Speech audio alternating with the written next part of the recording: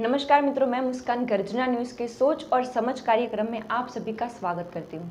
आज हम बात करने वाले हैं डिसिप्लिन के बारे में। बच्चों को अनुशासन का पाठ सबसे पहले माँ बाप सिखाते हैं, लेकिन अब जो ज़माना चल रहा है उसमें शायद माँ बाप अपना रोल सही तरीके से नहीं निभा रहे हैं। अब बच्चे अगर जिद करते हैं तो माँ बाप तुरंत ही उनकी जिद पूरी करने के लिए तैयार हो जाते हैं, फिर सोचते नहीं है कि ये जायज़ है या नहीं। इसी वजह से बच्चों को खुला मैदान मिल जाता है। पहले अनुशासन घर से शुरू होकर स्कूल तक जाता था, लेकिन अब माँ बाप और कानून दोनों ही बच्चों को अनुशासन से मुक्त करने की चेष्टा करते हैं। पहले माना जाता था कि हम जहाँ पर है वहीं के कानून मानेंगे, यह एक फंडामेंटल डिसिप्लिन होती थी। यह अपना फर्ज, समझ और सौजन्य भी है। आपके घर में अगर कोई प्रासंगिक आयोजन करते हैं तो आप जो चाहे कर सकते हैं, लेकिन दूसरों के प्रसंग में आप अपनी मनचाही वर्तणूक नहीं कर सकते।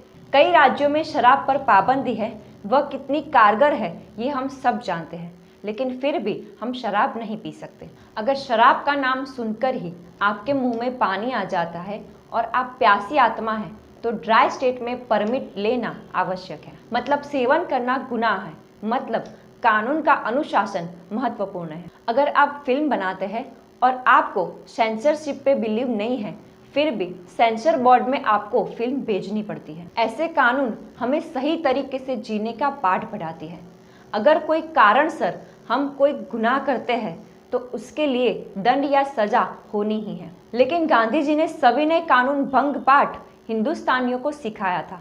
तभी रविंद्रनाथ टैगोर ने बोला था कि प्रजा में ऐसी आदत मत डालो, भविष्य में शासकों को जरूर तकलीफ होगी।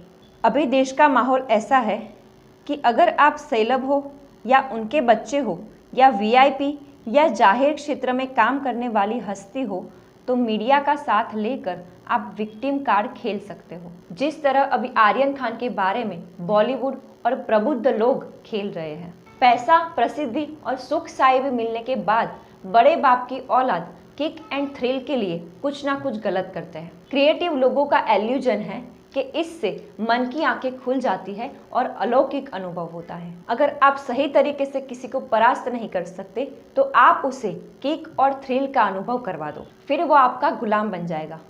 जैसे अंग्रेजों ने विशाल चीन को आयोजन के साथ अफीण की लत लगा दी थी और विजय भी प्राप्त किया था।